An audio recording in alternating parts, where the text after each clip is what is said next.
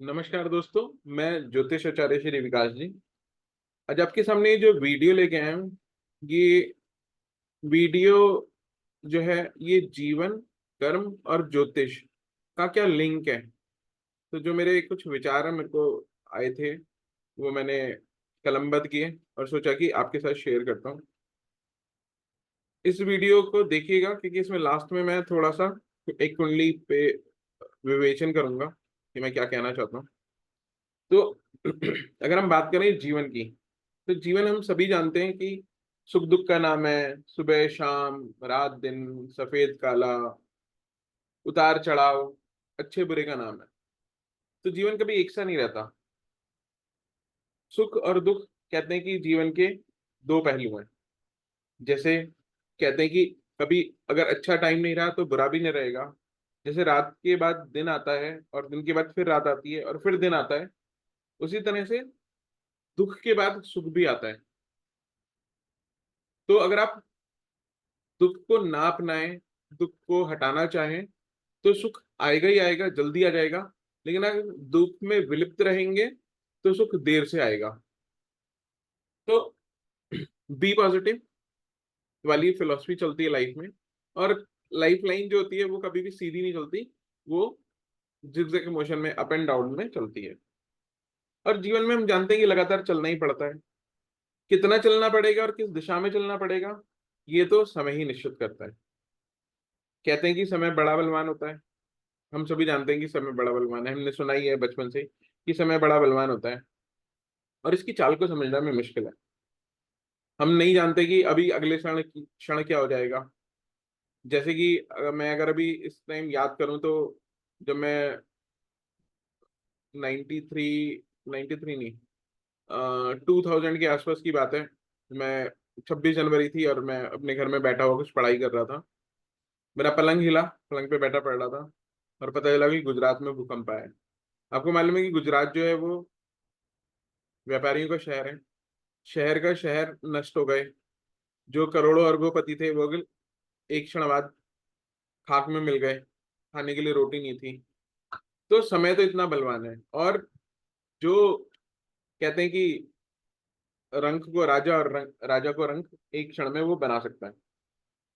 पर हमारे ऋषि मुनियों ने अपने ज्ञान और ध्यान से ज्योतिष की विद्या का आविष्कार किया। और उन्होंने देखा कि नवग्रह की चाल या चलन या गोचर से हम समय के अच्छे या बुरे होने का अंदाजा लगा सकते हैं। उन्होंने इस विद्या को, जो कि ज्योतिष की विद्या थी, ज्योतिष की विद्या तो वैसे वेदों से आ रही है, लेकिन वेद भी अ, जब ऋषि मुनियों ने उसका अध्ययन किया तो फिर ज्योतिष की विद्या आई। तो हम देखें तो ज्योतिष की विद्या जो है वो हमें मार्गदर्शन दे सकती है, हमारा मार्गदर्शन कर सकती है कि अच्छा समय कब आएगा, बुरा समय कब आएगा। अच्छा समय आए तो ज्यादा घमंड नहीं करना चाहिए, बुरे समय के लिए तैयार रहना चाहिए। और बुरा समय आए तो घबराना नहीं चाहिए, क्योंकि फिर अच्छा समय आएगा। तो ये तो जीवन का खैर पाठ है, लेकिन ज्योतिष से हम इसको जान सकते हैं। तो अगर हम अब जैसे मैंने कहा कि कर्म की बात करते हैं, तो हमारा भाग्य जो होता है वो कर्म से ही बनता है। वो अगर हमने इस जन्म में अच्छे कर्म किए तो हमें अभी फल मिल सकता है, या हो सकता है कि हमें आगे कुछ जन्मों में फल मिले। आपको पता ही है कि हमारे पुराणों में ये इस तरह की विभिन्न कथाएं हैं कि आपको आपके कर्म का फल मिलना पड़ता है। लॉ ऑफ कर्मा जो कहता है वो कहते हैं कि जो आपने कर्म किया है वो आपको मिलेगा ही मिलेगा। आपने अच्छा कर्म किया है तो अच्छा फल मिलेगा, बुरा कर्म किया है तो बुरा फल मिलेगा। अभी मिले, देर में मिले, समय कितने समय बाद मिलेगा, ये थोड़ा सा हमें नियति पे होता है। ये हिडन पार्ट है बेसिकली। तो अगर हम कर्म की बात करें तो ज्योतिष में दशम भाव जो होता है वो कर्म का होता है। और दशम भाव के घटकों, जैसे कि मतलब उसके जो पार्ट्स हैं, जैसे कि दशम भाव में कौन सी राशि है, उसके कारक सूर्य, शनि, बुध, है ना। और उसमें बैठे ग्रह और उस पे दृष्टि डाल रहे ग्रहों से किसी व्यक्ति के कर्म और उनके जीवन के विभिन्न पहलुओं का पता चल सकता है। हम लगा सकते हैं, एक अंदाजा लगा सकते हैं। इसी तरीके से न्यूमरोलॉजी में लाइफ पाथ जो होता है वो हम दशम भाव से सीधा सीधा मैप कर सकते हैं। कि इसका लाइफ पाथ नंबर ये है तो इसका लाइफ ऐसा रहेगा, या इसको ये लाइफ अपना लाइफ का पाथ ऐसे सेलेक्ट करना चाहिए। तो जैसे कि अगर एक एग्जांपल लेते हैं, अगर किसी का 1 नंबर लाइफ पाथ बनता है तो उसको राज करना है, उसको लोगों का भला राज करने में, तो ऐसे नहीं कि राजा बनना है, हाँ राजा भी बनना है, किसी ऑर्गेनाइजेशन का हेड बनना है, किसी डिपार्टमेंट का हेड बनना है, अपना काम करना है, स्वतंत्र विचारों का होगा वो, है ना। उसकी लाइफ जो है ओवरऑल, कभी कभी वो नौकरी भी करेगा लेकिन वो अपना काम करना पसंद करेगा और उसको सूट भी करेगा कि वो अपना काम करे। तो इस तरह से हम लाइफ पाथ नंबर, या अगर किसी का क्या कहते हैं दशम भाव में, ज्योतिष में तो काफी सारे फैक्टर्स हो जाते हैं, जैसे मैंने घटक कहा, तो उसके हिसाब से हम उसके लाइफ का जो है उसे क्या कर्म करना चाहिए वो पता चलता है। इसी तरीके से नाड़ी में, भृगुनंदी नाड़ी में शनि भगवान जो है वो कर्म कारक कहेंगे, तो शनि से हम कर्म का पता चलाते हैं। केपी की बात करें तो केपी में हम वहां पे राशि तो इम्पोर्टेंट है ही, लेकिन सबसे इम्पोर्टेंट होता है 10th कस्प का सब लॉर्ड, तो वो किस किस से कनेक्टेड होता है उससे हम उसके कर्मों का पता चलाते हैं। तो जैसे अगर मेरे पास कोई आता है कि मैं व्यापार करूं या नौकरी करूं या क्या करूं, तो दशम भाव के 10th कस्प के सब लॉर्ड को कहाँ कहाँ से वो कनेक्टेड है, अगर वो 6 से कनेक्टेड है तो नौकरी, और 7 से कनेक्टेड है तो वो बिजनेस की तरफ हम लेके जाते हैं, हम उसका मार्गदर्शन करते हैं। तो इसी तरीके से दशम भाव जो है वो हमारे कर्म को दिखाता है। ज्योतिष में हमारे पास 12 भाव होते हैं, या 12 घर होते हैं, या 12 हाउसेस होते हैं, वो अलग अलग चीजों को दर्शाते हैं। लेकिन मैं आज कर्म की बात कर रहा हूँ तो दशम भाव की बात करूंगा, और फिर अगर नौकरी की बात करेंगे तो छठे भाव की बात करेंगे, अगर व्यापार की बात करेंगे तो 7वें भाव की बात करेंगे, कंसल्टेंसी की बात करेंगे तो 5वें 9वें की बात करेंगे, फिल्म व्यवसाय की, फिल्म अगर फिल्म इंडस्ट्री की बात करेंगे तो 5वीं करेंगे, खेल की करेंगे तो तीसरे की करेंगे, घर से रिलेटेड कोई काम है तो उसके 4th हो जाएगा, प्रॉफिट हो, इनकम टैक्स वगैरह इस तरह का हो तो 11th हो जाएगा, खदान वगैरह का हो जाएगा तो 8th हाउस। मतलब ये हाउसेज होते हैं जो कि ये दिखाते हैं बेसिकली, हाउसेज और राशियां जो दिखाती हैं।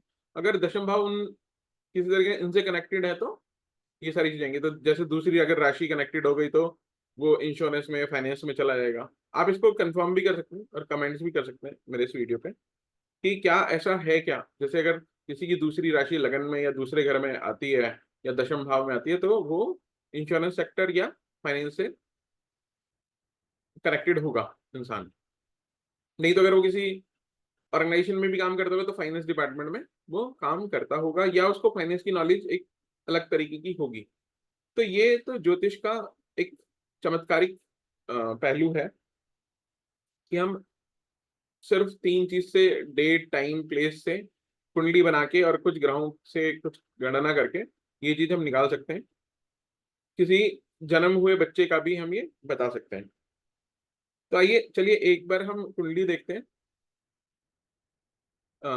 मोदी जी की, जो कि हम कहते हैं कि वो 8वां लगन है उनका। तो अगर हम मोदी जी की कुंडली देखें तो देखिए 5वीं राशि विराजमान है उनके 10वें घर में। अब अगर हम घरों की बात करें तो पहला घर, दूसरा घर, तीसरा घर, मेरा ये माउस का कर्सर हिल रहा है आपको दिख रहा होगा, ये पहला घर है जहाँ पे माउस हिल रहा है, ये दूसरा घर है, ये तीसरा घर है, ये चौथा घर है, ये 5वां घर है, ये छठा घर है, ये 7वां घर है। ऐसी काउंटिंग करते हैं तो ये 8वां घर है, ये 9वां घर है, और ये 10वां घर है। तो हम इस घर की बात करें, चलिए आगे बता दो, ये 11वां और ये 12वां घर है। तो ये 10वां घर कर्म का है। जैसे मैंने भी कहा था कि ये जो राशि है 5वीं राशि है वो सूर्य की राशि है। अब सूर्य है राजा, तो उनको राजा तो बनना ही था, लेकिन शनि विराजमान होने से थोड़ा डिले करा दिया। देखिए कितना आसान है, सूर्य की राशि है, राजा तो बनना ही है, और शनि की वजह से थोड़ा डिले हो गया। अब शनि कहाँ, अब हम और दृष्टि देखें अगर यहाँ पे,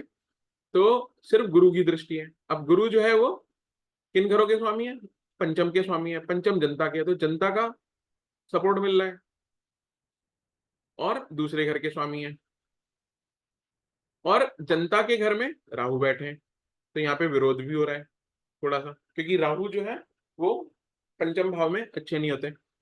तो बेसिकली अगर हम देखें तो बहुत डिटेल में जाने की जरूरत नहीं है, थोड़ा सा ही अगर समझे तो हमें ज्योतिष जवाब दे देता है। ये मैं कोटि कोटि नमन करता हूँ अपने ऋषि मुनियों को। तो देखिए उन्होंने कैसे कितने अच्छे से सिर्फ जरा सी राशि पकड़ी, ग्रह पकड़े और जवाब बता दिया हमने। और देखिए शनि जो है मैंने बताया जैसे तीसरे घर के और चौथे घर के मालिक है।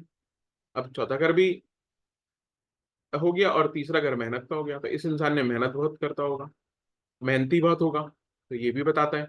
लेकिन शनि है तो धीरे धीरे जो होगा वो बढ़ेंगे, एकदम तेजी से नहीं बढ़ सकते। तो इन्होंने काफी स्ट्रगल किया, काफी मेहनत करी और फिर राजा तो बन गए, लेकिन राजा बने तब भी वो कहते हैं कि मैं प्रधान सेवक हूँ। तो ये शनि का प्रभाव है। अब सूर्य देखिए, सूर्य कहाँ पे बैठे हैं? जो सूर्य कौन से 10वें घर के मालिक, वो 10वें घर के मालिक 11वें घर में बैठ गए। तो कर्म करेंगे तो लाभ तो होगा। और जो लाभ के स्वामी है वो बुध है और बैठे केतु के साथ है। तो नाड़ी में कहते हैं कि केतु झंडा है। तो ये बता रहे हैं कि झंडा तो मिलेगा इस इंसान को। तो देखिए कितना आसान है कि दशम भाव के स्वामी दशमेश के साथ झंडा है जो सूर्य है, सूर्य और केतु झंडा, सरकारी काम हो गया, तो सरकारी काम हो गया।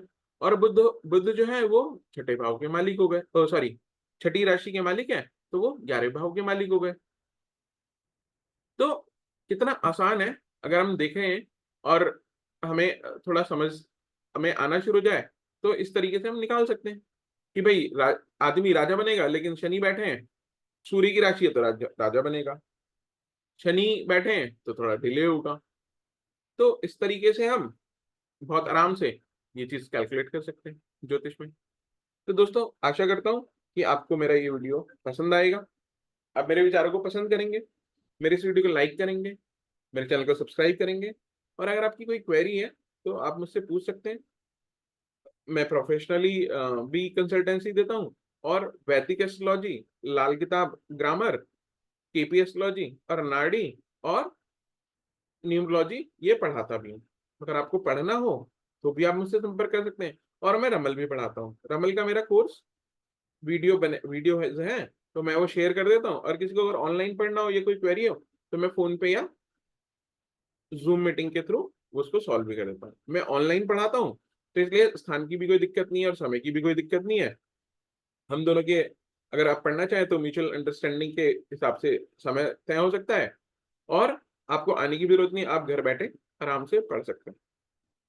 और आपको अगर कंसल्टेंसी चाहिए प्रोफेशनली तो भी आप मुझसे संपर्क कर सकते हैं। तो आइए अपने जीवन को खुशहाल बनाइए। तो इसी के साथ मैं अपनी वाणी को विराम देता हूँ, आपका इंतजार रहेगा और आपके कमेंट्स का भी इंतजार रहेगा, और देखते हैं मतलब आपके लाइक्स का भी इंतजार रहेगा। तो ठीक है दोस्तों, नमस्कार, भगवान आपका भला करे। जय श्री राम, जय महाकाल।